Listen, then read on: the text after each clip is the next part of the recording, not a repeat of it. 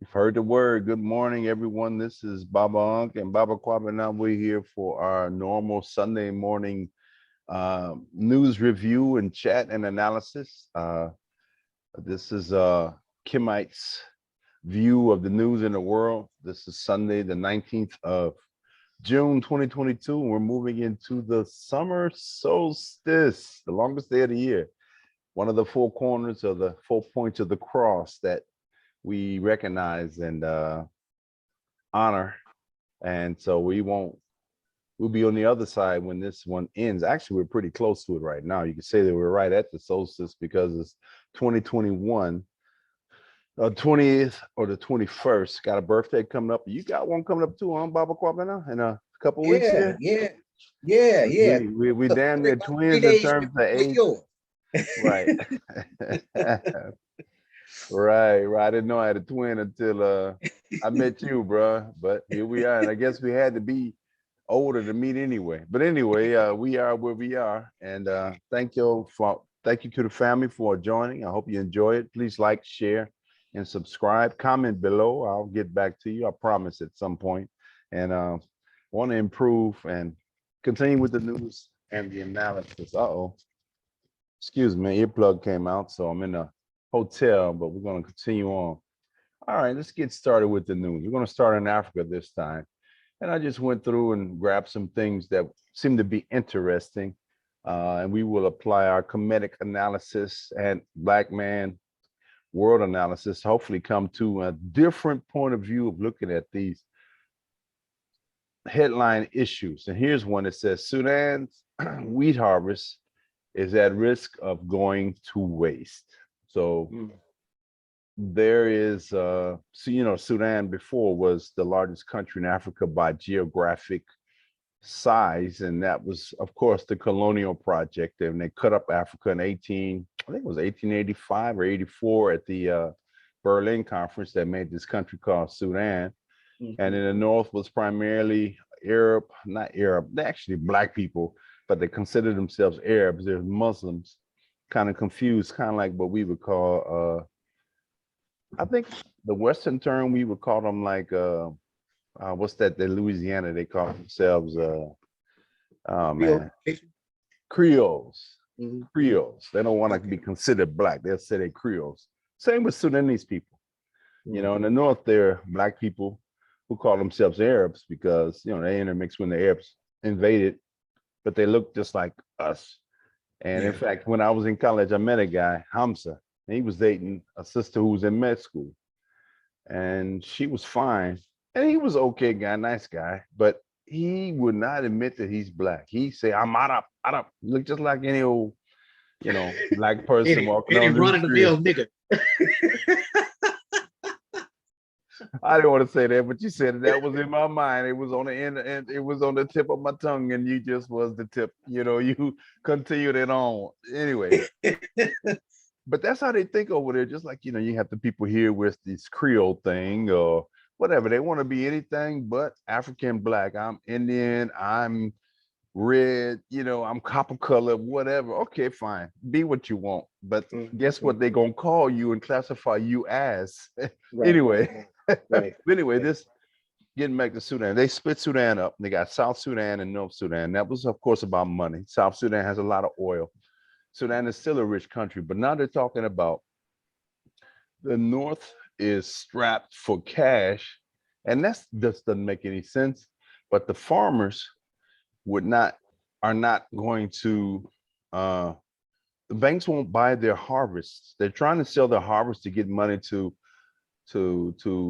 plant for next year, but the bank won't buy it.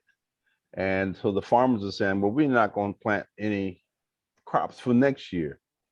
So here we have once again a situation of debts, banks, and causing famine and undue hardships on people. And no one ever looks at the banks and the debts. Well, I posit to you, brother, that is the primary reason for Africa's woes and troubles is debts and banks. And I don't think that a Black ownership of a bank will make a difference. Banks inherently are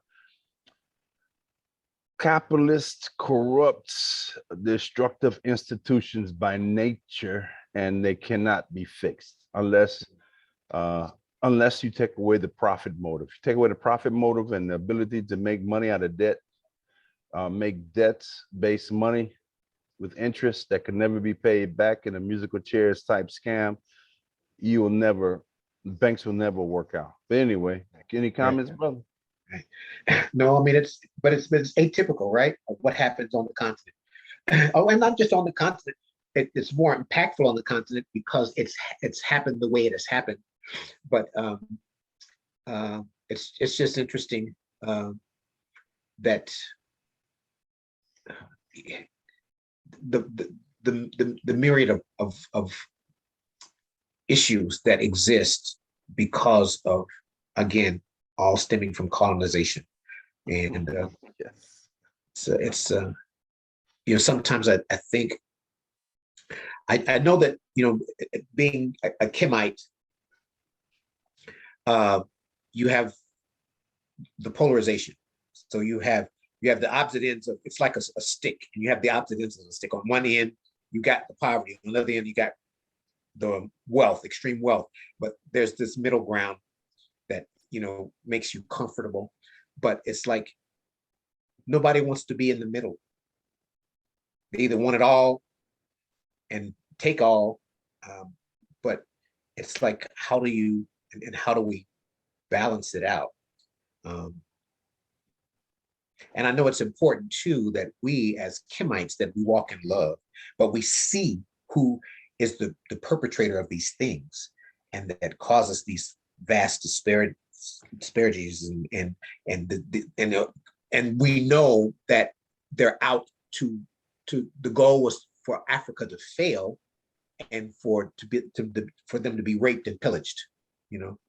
And so I just want to add real quickly, you can kill out of love now. But just because you love doesn't mean you can't kill. So I mean, I'm just putting that out there. So that don't mean this old mamby-pamby Jesus turn the other cheek. Oh, for sure. Type for stuff. Sure. But go ahead. I just want to add. Yeah. But again, because of the institutionalized brainwashing that has occurred, makes people docile, and not, though we are seeing a change. We're seeing Africa rise in a number of areas. So it's no longer the Africa that it used to be, that was just stepped on and just accepted things as it is. They are rising up. They are speaking out. They are standing up, and countries are taking a stance, which is good. And unification is coming. And of course, unless you're where we are to see it, because we are connected to the continent. We're looking at Black or African grassroots media instead of the mainstream. So we see what's happening, but that's not being communicated to the rest of the world. And so not all of us are in a place to hear and to see those shifts occurring. And so, but as a result, you can't support it.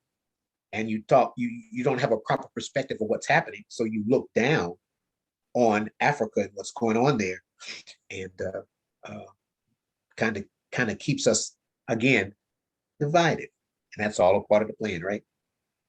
Indeed. And one further digression, you know, I'm pretty good at that digression, but can technology in and of itself save Black people, or people in general, or the world in general?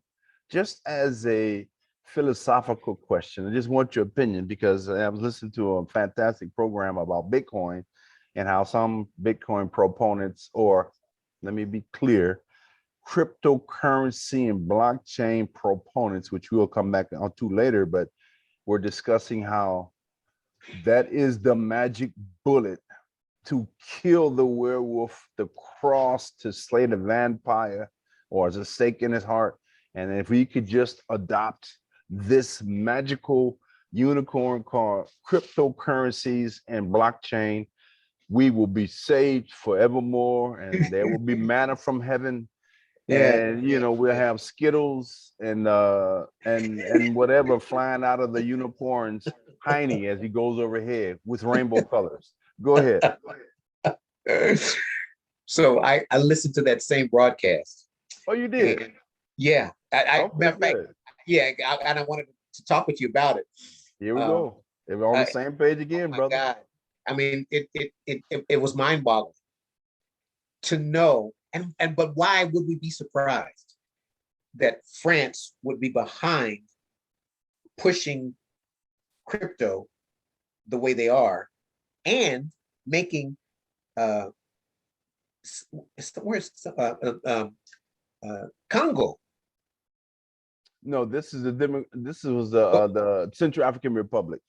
oh, They're Central doing Africa. Okay, sim Central Africa. Yeah, yeah, yeah, similar, yeah, not much yeah, different. yeah. I mean, it's different Right. geography, but It basically is. It is. mindset and all that. Go ahead. Of course, of course, of course. But the point is that they are behind this and have, like they always do, disguised or trying to disguise it as something different than what it really is.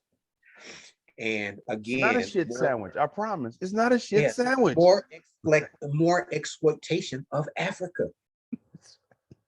I mean, it's like nonstop, and that's why I say it's like you.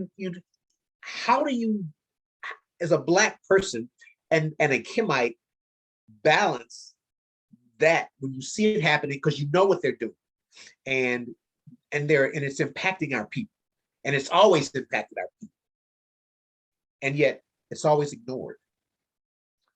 I guess the question comes down to, is technology inherently good or bad? That's the question.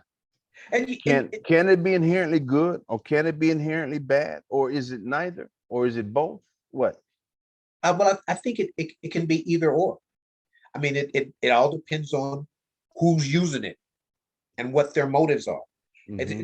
Technology is a good thing in a lot of ways. It connected us to the continent, and it gave us insight that we didn't have previously. So we didn't know what was going on still. We heard they were all independent now. They never really were. They have a little more freedom than what they had, but they're still colonized countries. I mean, just be honest about it. The West is still exploiting them. They're still paying colonial taxes to them. They've got their armies all over the place so that they can maintain control. And they're doing whatever they do behind, lying to the countries, for the most part, to the people of those countries. A lot of the heads of states and government officials, they kind of know some of what's going on, and they're playing into it because they're being paid. But it's the fact that they're really not free. They're really not independent as was claimed at the time of independence for each country. And so it's pathetic, you know. Well, and again, go ahead, a bro. lot of us don't know because we're not connected, because we bought into the lie.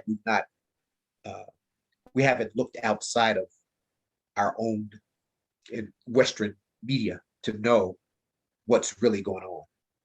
Well, getting to your point, I agree about what's going on over there on the continent and all the countries, and really they're still European fiefdoms. They're not, they're African countries, but not really, because they're still European fiefdoms because the Europeans divided them.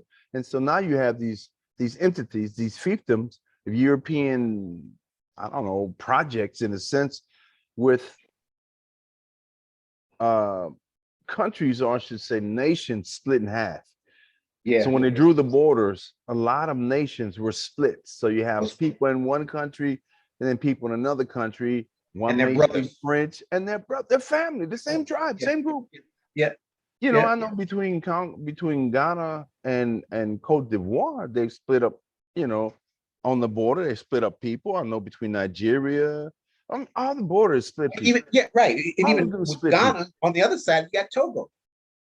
Right, and that splits people. Yeah, and that's when the Ghana people are split up, and you know, the Fanti, and then you got the Akan people on the west, and it's all over. We can go over with that, but what I was trying to do, talk about a little bit, was the technology, in that from my point of view, I see technology as neither good nor bad, but it's like any other tool or instrumentality, as they say in law. It depends on the intent of the user. Yeah. Now, I think some technologies can be inherently environmentally destructive. And that's where you have people who talk about using technology like solar panels, electric cars, and green to fix the environment. It's really anti-logic. I mean, if you really analyze it and break it down, you cannot fix environmental problems with technology. It's just not going to happen. I'm sorry. Now, you can change and mitigate things, but you're not going to fix the technology, or you're not going to fix the environment with technology. That's just the reality. I don't care what anyone says. You cannot run a military, industrial, technologically focused society, which is what we have today, on green energy, on Yeah. environmental, on windmills, Yeah. on Yeah. on solar panels.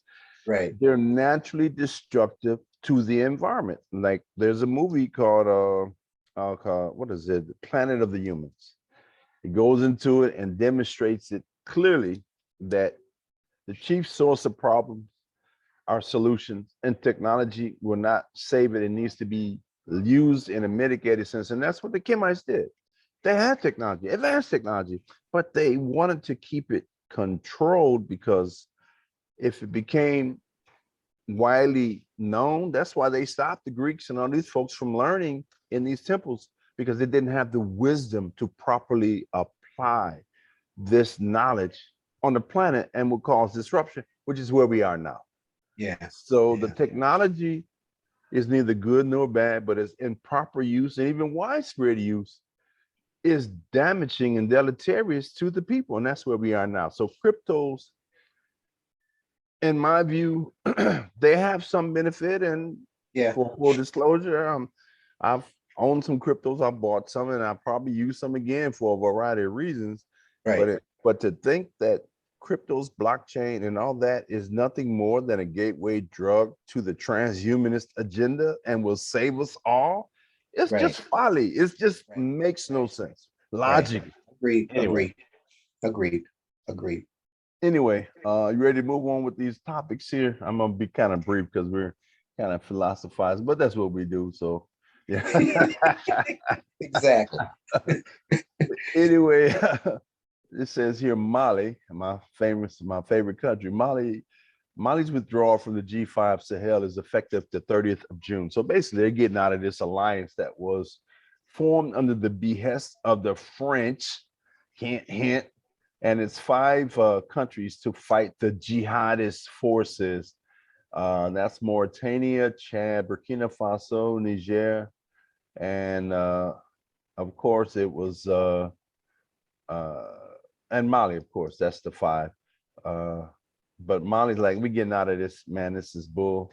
Um, and so they had operations at the Mauritanian border with Mali, then on the east with Niger and Chad, and then on the North Sahel region that goes across from Mauritania to, I guess, Chad. Really, they said they had another force, but keep in mind these jihadis are almost seem too damn convenient. It's like police have throw down weapons or throw Mhm. down drugs when they want to hem you up in your car or Right. your house or Right. whatever. They Right. conveniently throw down a gun or throw Right. down some drugs, and boom, now, hey, you need the police here, or you could be a suspect. We got to investigate more.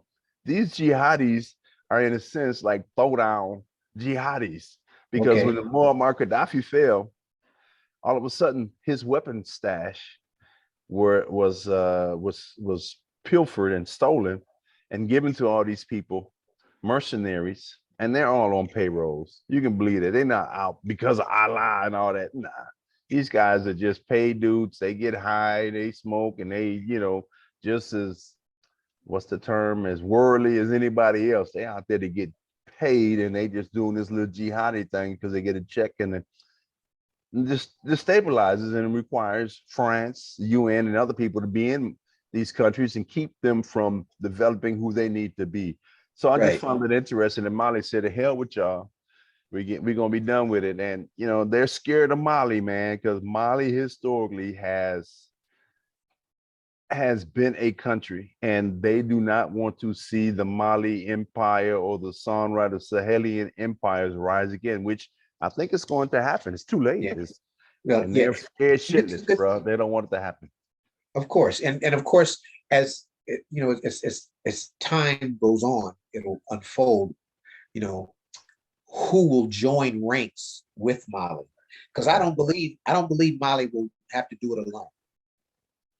I think others will join ranks with them.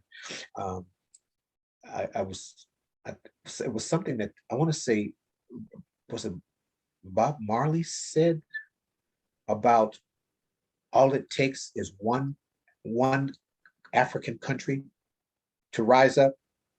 And we know that we've seen in the past when one rose up, a change occurred and there was a domino effect across the continent, you know. And so it'll be interesting. It's going to be interesting to see how this plays out. I would love to see France pushed out of Africa completely, and that's it seems like a daunting and monumental kind of a task that would happen to make that happen, but it still could happen. It still Well, could I happen. think it's going to eventually happen. I think France is going to disappear as a country, independent. I mean, first of all, you've got so many, because of the colonial project, they've got so many Black people there now, Africans and Arabs who are there now, that's going to ultimately change the genetic dynamics of the country. Yeah, And as the environment changes with the ozone layers and the like, we're going to see changes in abilities to procreate. And then we've had people who are so foolish who have believed the hype from these transhumanist demon possessed people to take injections of things into your body that is not needed in yeah, any injection, period. I mean, okay, there may be some situation you may want to do it for anti-inflammation or whatever. If you're going to die, there may be a reason you want to do that. And just in I'm gonna do a little digression again here. Other day I got bit by I think, I don't know what it was, but I think it was a spider. Went to go walk my dog in the morning and somehow or another grabbed it wrong, the strap, and there was a spider in there or something bit me. And man, it hurt. Felt like, like a spider of some sort. mm, And so what my first instinct was, go get some baking soda, slap it on there. And I slapped baking soda on there and I went out for the walk, being a man tough, not gonna yeah, let other stuff like that bother me. Put the yeah, baking soda on the cut or on the bite and went out walk. No problem all day. But then that night, I didn't apply it a pat. And so it started swelling. So the next morning, my hand was swollen, like I had one of them fake hands, like big uh, mama hands, okay, And I looked into the internet and natural cures for spider bites, and it was baking soda. So I okay, I got some tape and some pads and put a pat of baking soda on there again and let it stay on there. Then over the next couple of days, the swelling went down and it was fine. yeah, So if I'd yeah, have kept the baking soda on there from the beginning, I probably wouldn't even had any swelling. yeah, So, but yeah, anyway, in a situation like that, some people have allergic reactions because they've probably been injected as children or whatever, and they could, you have people who have this reaction, and then they have what they call it, the epiphedrine. What's the term? You know better yeah, than me. yeah, You got the little shots, huh? yeah, yeah. What's it called? Epiphedrine, Okay, they put it in to stop the allergic reactions to the right, body. right, So right. I don't need it because I took minimum shots. Just another digression. I met a guy in the store in the produce department. I was looking for produce. I'm in Ohio looking for produce. But the guy said, he told me where it was. I wanted some avocados. He said he didn't eat produce. He's working in the produce department and he doesn't eat produce. Moreover, he's allergic to produce. He said, Allergic to produce? that's what he told me. I was Wow. blown away. Wow. Brother too, melanated brother too. I'm like, really? That's you Wow. must have been, you must have took the shot. You must have been shot up.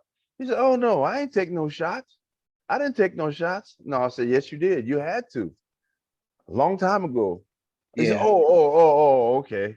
I didn't take, I didn't want, this is my little slick way of getting that in there. He said, no, Right. okay, yeah, I took the childhood stuff. I'm like, all right, Yeah. okay, I Yeah. understand because that's why you're allergic, because that's not natural.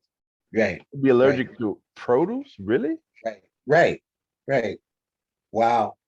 Wow. So I think we covered that pretty good. We digress pretty good on that one. But anyway, Molly, hopefully Molly. One more thing I want to say about Molly, and I can't say this enough. The Queen of England in the 1500s conspired with the Moors to destroy the Sonrai Empire. So I got to keep saying that because we want to say like Africa was weak and all that. Well, there's a reason why. There was concerted European efforts to destroy the strong empires that could have stood up to, at the time, the European powers in their onslaught into Africa.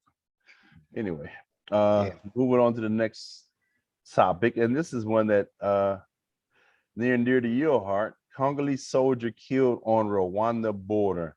A couple questions here. Is there going to be a new war between Rwanda and RDC, the Democratic Republic of DRC, Democratic Republic of Congo? Who benefits? And finally, what is Kagame's role? So what are your thoughts on that?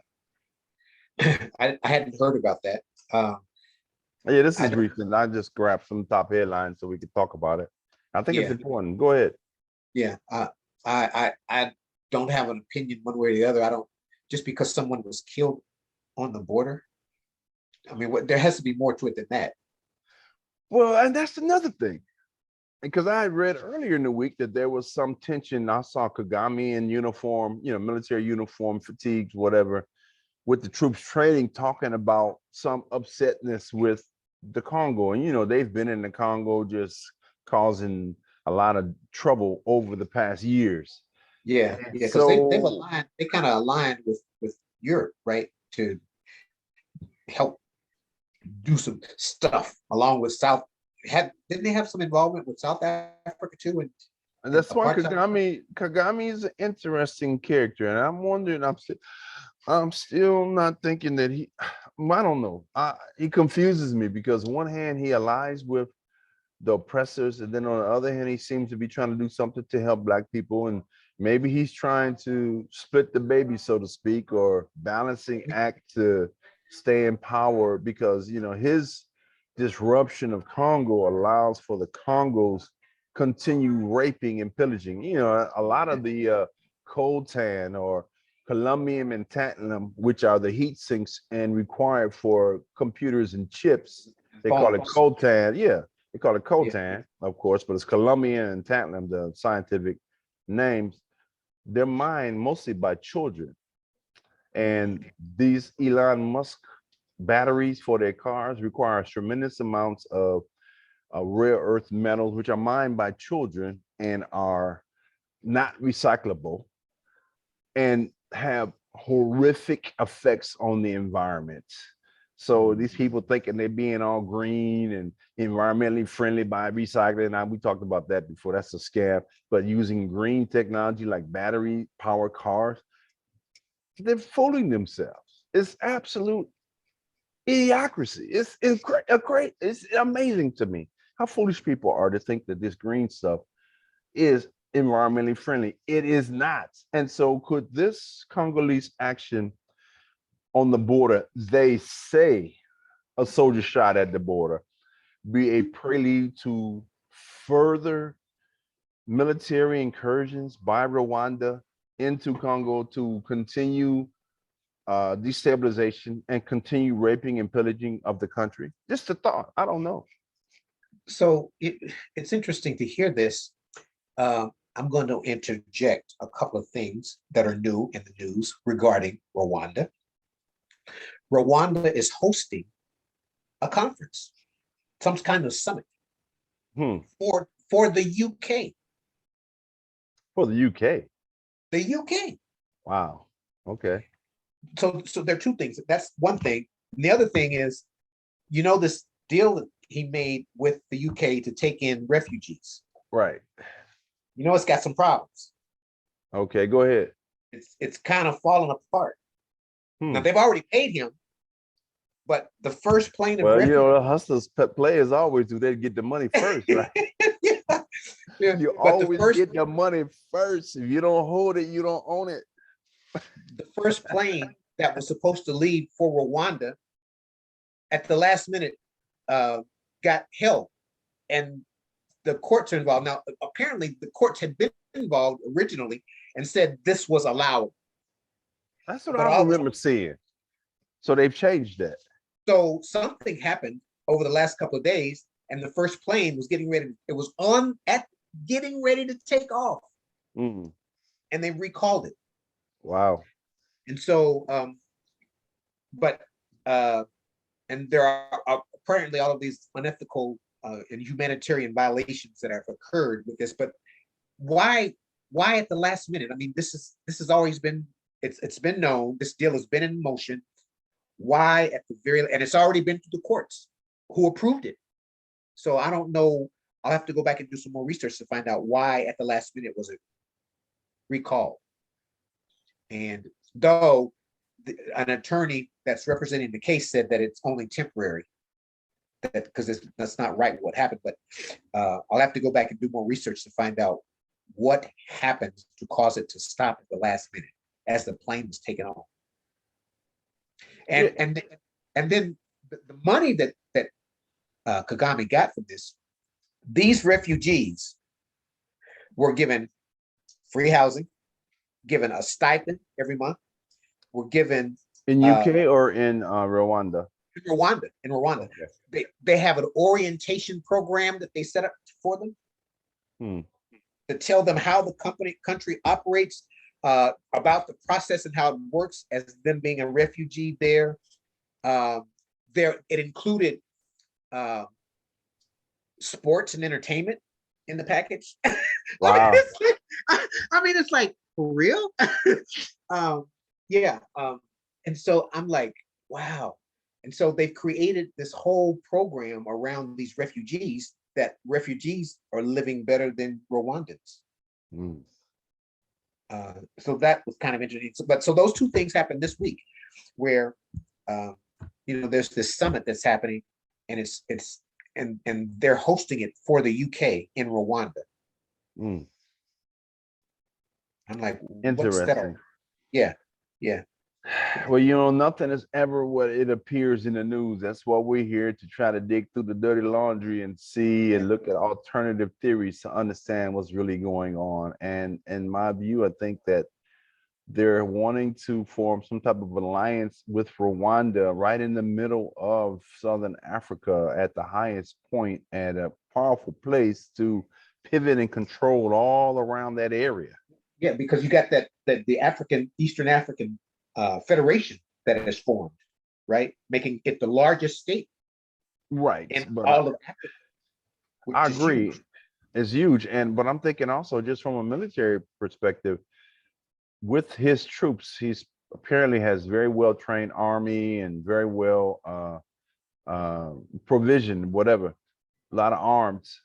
He could hit all those countries and cause serious trouble, and basically all those countries that are surrounding him, like he's doing in the Congo allegedly, and could do in any of those countries, Uganda, Tanzania, Mozambique, if he wanted to. And I'm wondering if there could be some type of military undercover type stuff that they do, clandestine things to keep people in check. Or maybe this is a rattling of the sword or the saber to tell those other folks, don't get froggy, because they got a bunch of gas off the coast of East Africa, right? Mozambique, I think they have LNG plant there they put in, or they're going to put it in, and then they're looking to do the same in Tanzania. And it's just rich. and It's and, all and rich. Somalia, the Oh U.S. yeah, is yeah, yeah. oh, Somalia, yeah, that whole coastline, and they're talking about European gas. We're gonna get to that a little bit, but so I just was curious about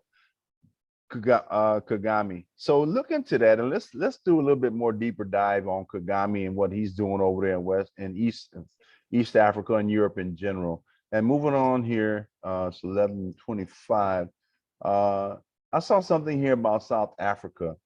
Um, Judo for Peace. So basically, there's a bunch of what they call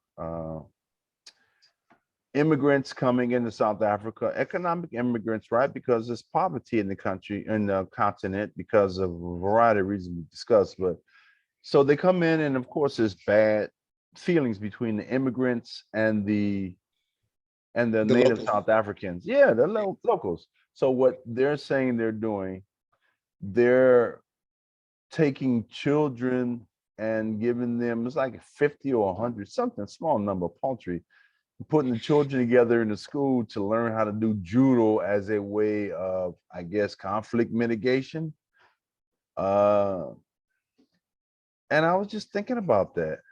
Is this just too little, too late? Why is it being done?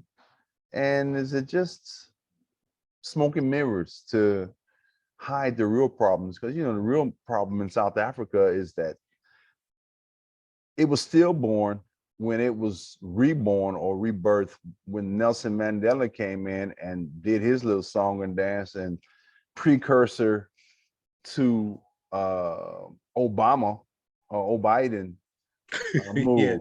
Yeah, I mean, it's just okay. Romance without finance is a nuisance. So basically, he wanted to have the romance, but not do the finance. So that the black folks out in the cold and left all the money with the people who was already running the money. So all the black people got this smoke and mirror that things is great. Let's hold the hand, truth, reconciliation, but not getting paid. How can you do that? Right, How can you right, have reconciliation without compensation? right, right, right.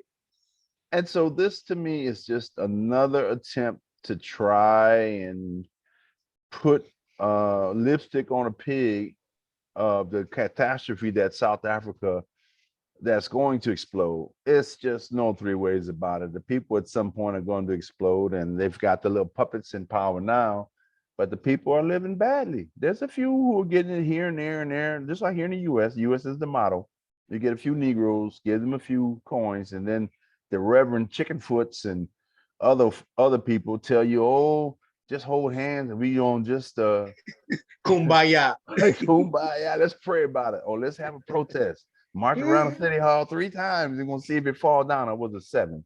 What was it that they did in the Bible? They walked around the walls of Jericho, is it? Jericho, yeah, for 7 days. Maybe that's what they try to do. Well, anyway, it's the Bible, and it's last time I checked, a myth, but that's another Right, story. right, But right, right.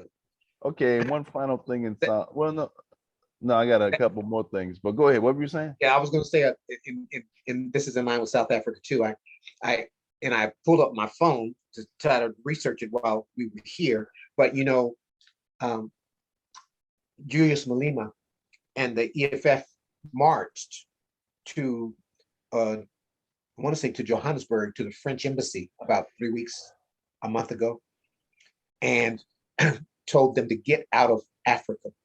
And they were standing in solidarity with Mali. Mm. And they gave a memorandum to France, and they requested the ambassador to France of France to South Africa wouldn't sign it. They called him out on the stage. And he came, but he wouldn't sign it. And they wanted in 14 days they wanted an answer from France about pulling out. They were demanding. They weren't. There was no negotiation about it. Well, So, Malema is part of the government, right? Is he still in the government in South Africa? I know he was like a congressman or yeah, representative of some sort. Is he still he in there? still They were is. talking about kicking him I out. imagine he'll probably run for president again in the next election. Wow. But so anyway, I was just looking to see what the response. I don't see an updated response. I just see the ambassador who received the memorandum was interviewed on the news channel there, and of course the news channel was like, well, what do you think of this action? And he was going on and on about typical bullshit about how that France and Africa have a great relationship.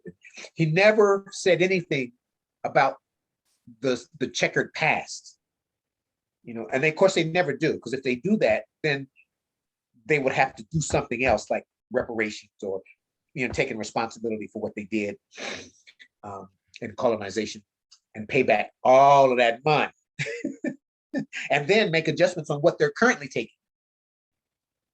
Which ain't gonna happen. That's why romance Well, around finance is a nuisance. So yeah. So people will never willingly give you what they've stolen. Period. Of course. But they gave France 2 weeks to respond, and I haven't seen a response. And of course, he's not the president, so I don't know if France would respond, even though he is. They're gonna just ignore it.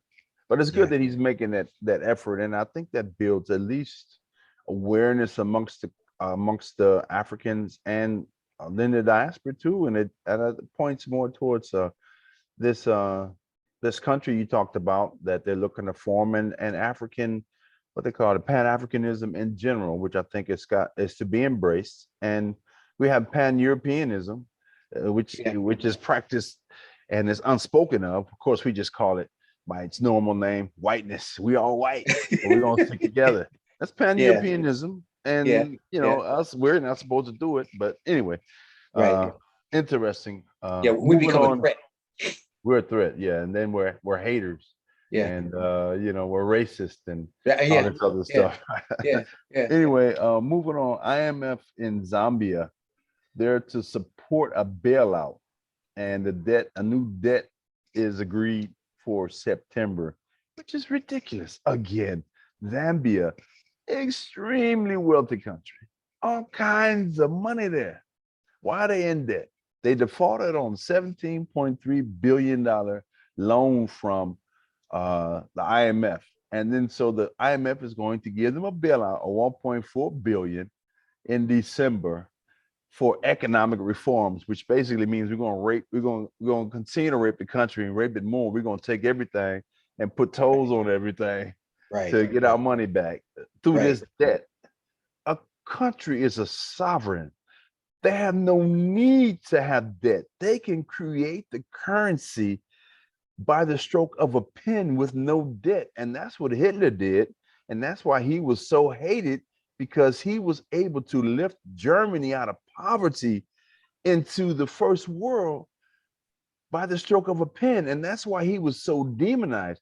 African countries should study what was done during on that economic model and eliminate our debt and self-finance. They can do that on their own.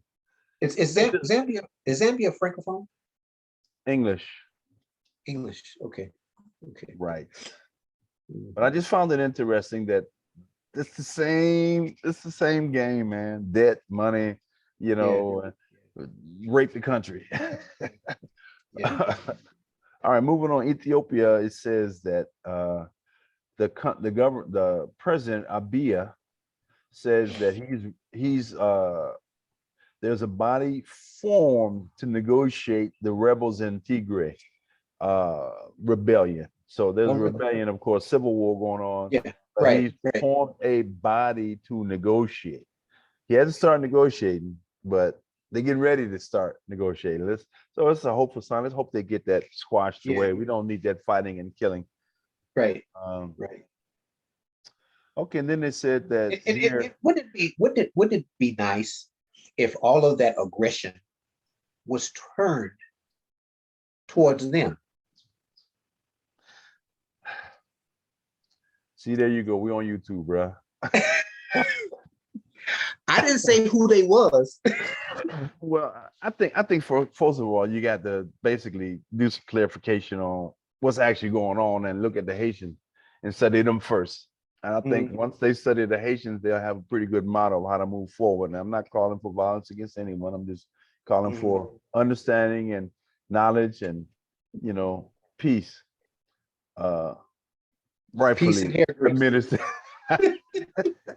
Peace and hair grease, rightfully administered.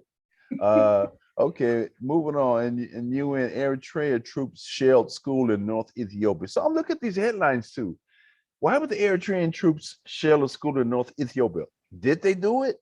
Is this once again the attempt to try and foment war and instability in this huge country that has just, or in the process of building this huge dam that's going to control water in all of North Africa and generate tremendous power? Are these ways to destabilize it and, just cause problems?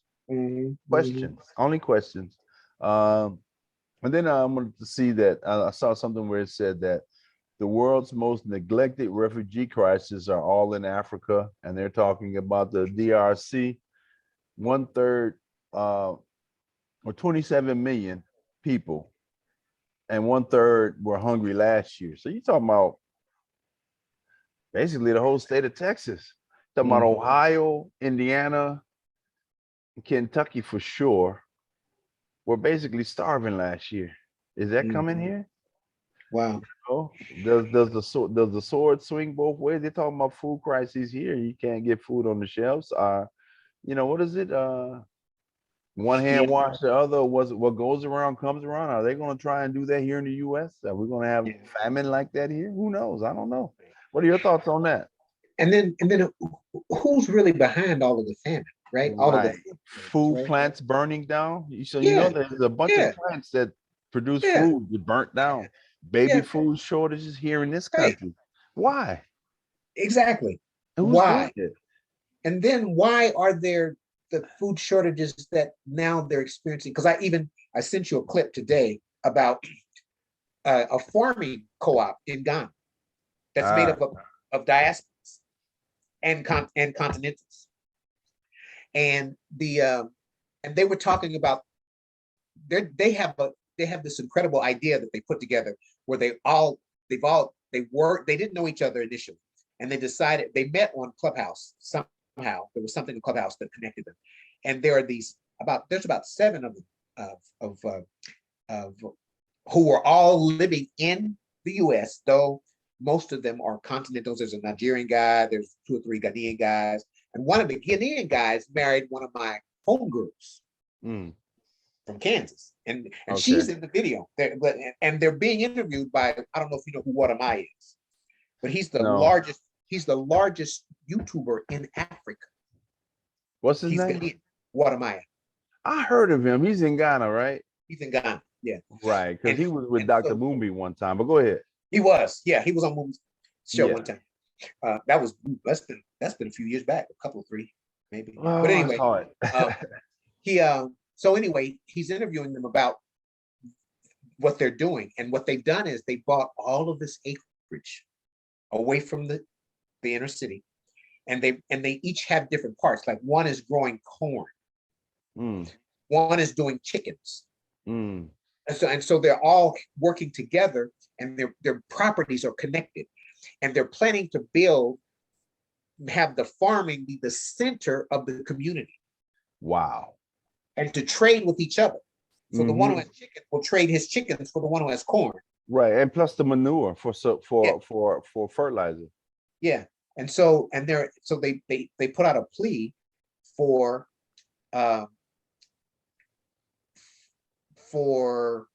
needing, I guess, the equipment to do, to cultivate the land instead of doing it by hand, like, because in Africa there's no machinery necessarily to do a lot of this stuff. And it happened as a result of that program, because Wadamaya knew a guy who happened to be very close to where their farms were, who could help, because what it was the chicken, it was, I guess, plucking the chickens. There's some type of device that's used to process the chickens quickly, and they didn't have that. They were doing it by hand. And there were one of the chicken farmer was in somewhere nearby, and a woman who was selling chickens in the market, she was getting her chickens from not China, but from some other from Brazil. And he was like, "Why are you getting your chickens from Brazil?" She said, "Well, I don't have any place to get them from here." He said, "Well, I do chickens." She said, "Well, if they come processed, I'll take them." Frozen and just like degutted and No, stuff. get degutted and clean. Okay, that's what I mean. Okay. Yeah. And so, and there just happened to be a guy who did that, who was near them, who Watermaya knew, and he reached out to and connected them. So now he's a part of the co-op. And so they're helping each other. Their businesses, each other's business is growing. And Oh, that's gonna get huge, man. it is. And Africa's got so much food and potential for all that, man. It's crazy. Yeah. There's no reason they should import anything. Right. It's coming though. That's part of the problem. That's part of the control. Yeah. But moving on, we're getting towards the end here, so I want to get through these last few things here. I just want to speak on about Colombia. Today is the runoff election, and you know they have the two parties. The what they call it? The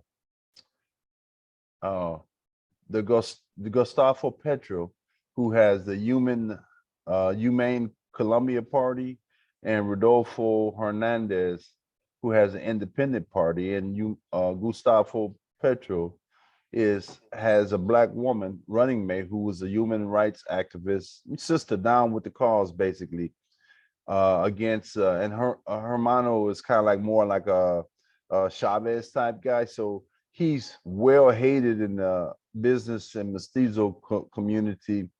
And just for full disclosure, I do have some mining interest or attempts in Colombia, but you know, I'm trying to be truthful here. Then this guy Rodolfo, who is Hernandez, who is was an ex-mayor, very right wing, and supposedly to push and continue the capitalist type exploitation of the country. So that's kind of the two models. One more of a socialist type model, like what's going on in Colombia, I mean in Venezuela and Cuba, and then the more capitalist model that's in Colombia and the US, death squads and the like, which is what they have in Colombia.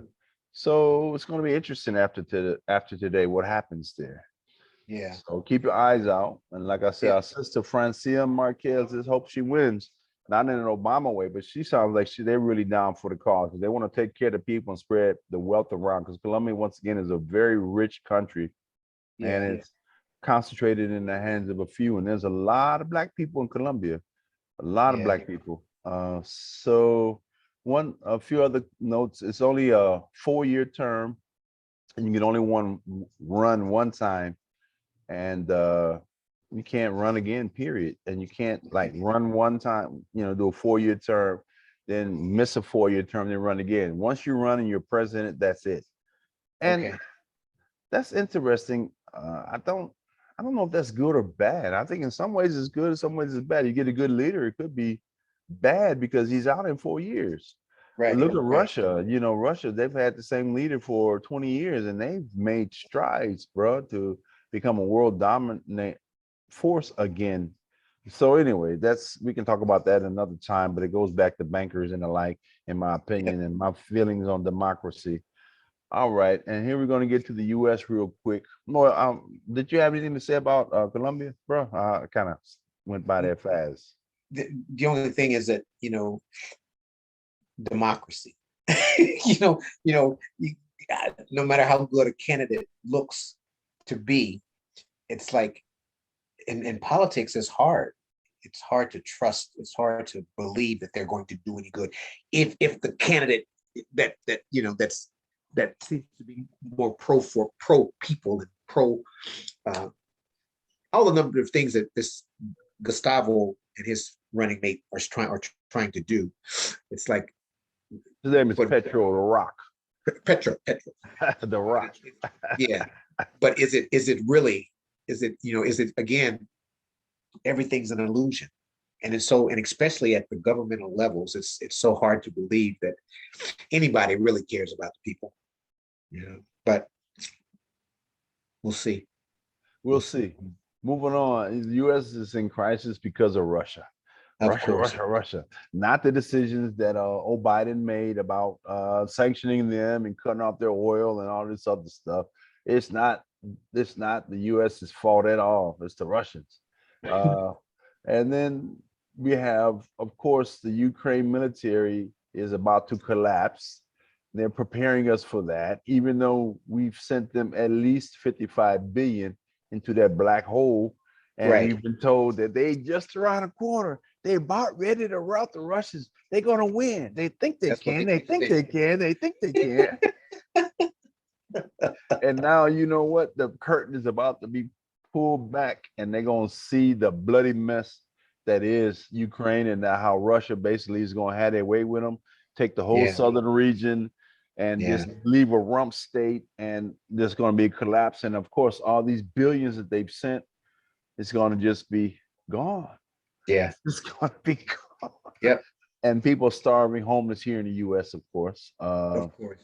And Doug, and we got all these issues going on, right? Supposedly we got food shortages, we got these high gas prices, but all of this money and all these resources are going over to the Ukraine to help support that cause. Into the black hole of Ukraine, which is the most, or the white hole, whatever you want to call it, the most corrupt state in Europe, they say, which, you know, that money is being cycled back to defense contractors and politicians in their back pocket. Let's be clear. That's what's going on. Of course. Moving on to a different topic. House Democrats proposed 1,000% tax on AR-15s. So don't give teachers guns in schools to defend themselves. Let's just tax the shit out of these AR-15s so we can stop gun violence and the schools being shot up. It's amazing. Just so stupid, man. Because you make it illegal, so what happens? Goes on the ground. I saw where I think in South Africa too. Yeah, South Africa, they outlaw cigarettes. So guess what happened in South Africa? They have a black market for cigarettes. So now you know, you just, instead of it being legal, you got to go sneak around and buy them. You know, from the cigarette man. You know, you're not the dope man. You got the cigarette man. Cigarette man. Bringing them across the border from, you know, different countries. Right. Another thing here in Portugal, COVID will cause more deaths in 2022 than in 2020. That's what they're projecting. Really? COVID 1984. Even though there's 95% vaccination rate, there's going to be more deaths in 2022 from COVID 1984 than in 2020. Interesting, huh? Very. I'm gonna leave that right there where it is. You know, I'm not gonna say nothing else about that. Let's back up. Let's back up to the US. I want to say something about the US.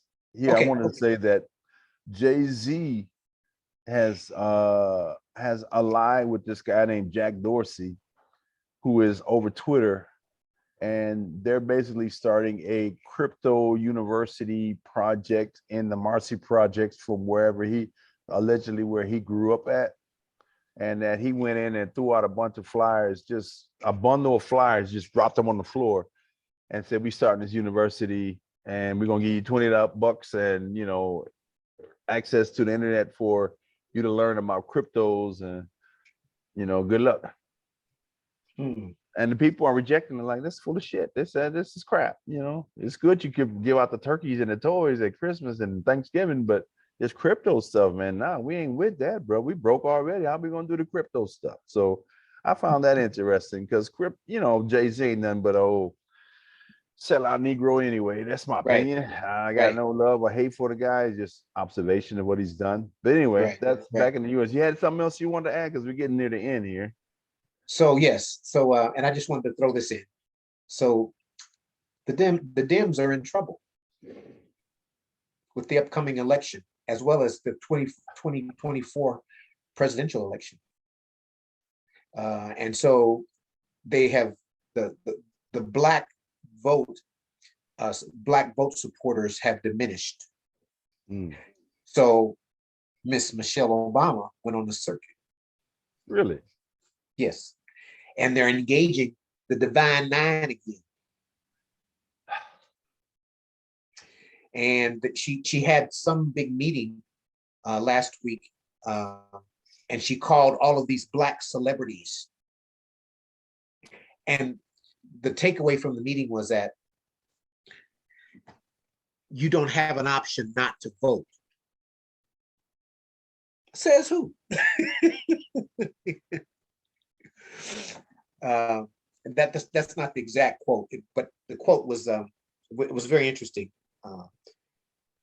And so the goal was to bring all of these celebrities and high-profile Black people together so that they could go back to their communities and push the Black vote for the Dems again.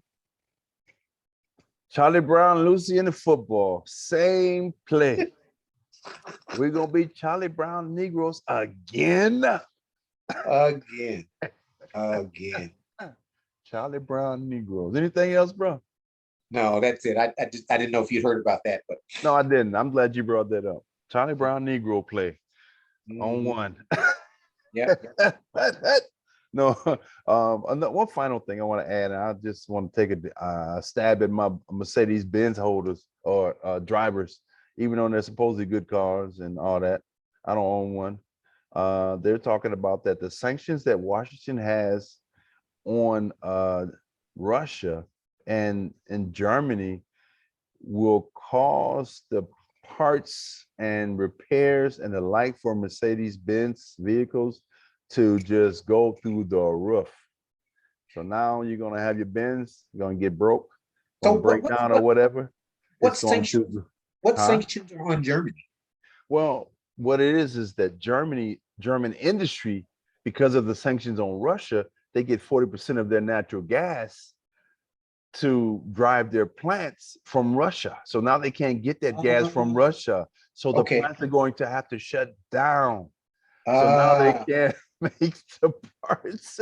Just total insanity. Meanwhile, Russia's laughing, selling their gas and oil to other people at 3 times the price. They set their profit at like $40 a barrel or something like that.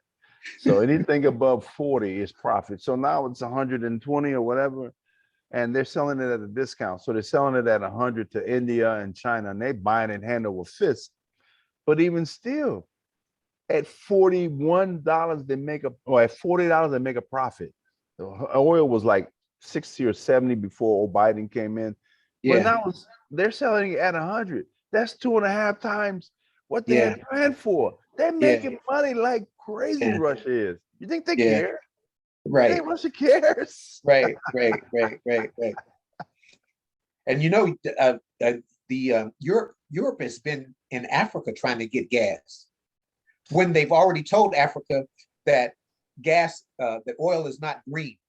Now that was the push. They were trying. We need to go green, and they were forcing African countries that produce oil to cut back on oil and fossil fuels because of the emissions, and we need to go green. But now they're over there asking for oil.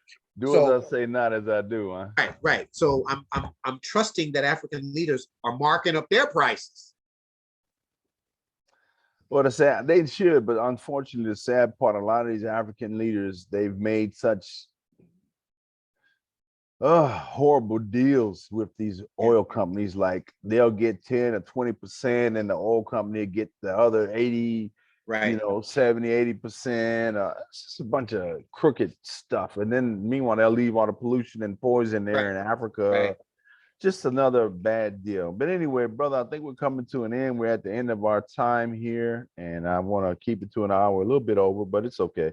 You got any last words? No, I'm good. It's always good to have this time. I appreciate you. Much gratitude.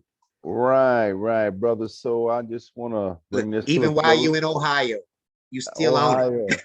Oh, what part of Ohio are you in? Oh. Go back to Ohio players. Date myself again. Yeah. The players, bro. The players. I'm in Northwest Ohio, in Toledo, near Detroit. Okay. So we're gonna be going up there next day or so, visit Detroit. But anyway, yeah. Yeah, 3 of my boys are in Ohio. Really? Yeah, the three of the 5 that I rescued from the border, they're in Ohio right now. Yeah, well, the weather, well, was beautiful yesterday. It was cool, like in the 70s. Sun was shining brightly. We didn't have any of this geoengineering white milkshake skies. It was blue, man. Like I remember as a child, blue with bright yellow sun. It was beautiful. Now, Okay. of course, we've got the white milkshake skies as they engineer the best for us. But anyway, I just want to thank the family for listening. I hope you enjoyed this conversation. Like, share, subscribe, and if you have any comments, put them down below. And once again, we like them like buttons. Have a great day. We wish you all love and gratitude, and we'll be back again next week. Peace. Peace out.